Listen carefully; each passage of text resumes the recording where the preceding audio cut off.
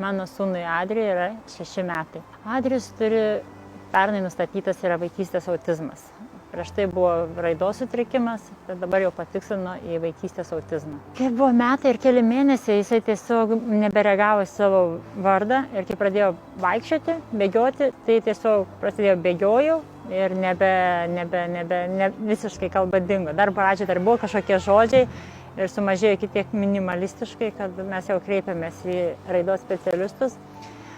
Sakė, nėra tai blogai, tiesiog lankėmės toliau ir kuo toliau ėjome, to ėjo kaip ir prasčiau.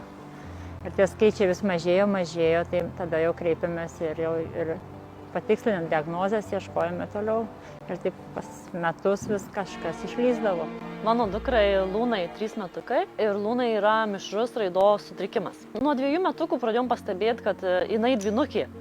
Tai labai aiškiai matėsi skirtumai, jinai vėliau pradėjo vaikščioti, dar nekalba, jos judesiai kitokie buvo, jinai žaidžia visai kitaip, su raišteliais, viena mėgsta būti, su broliu sesė kažkaip nesijungia į žaidimus. Ir pradėjom matyti, kad tiesiog kažkas vėluoja.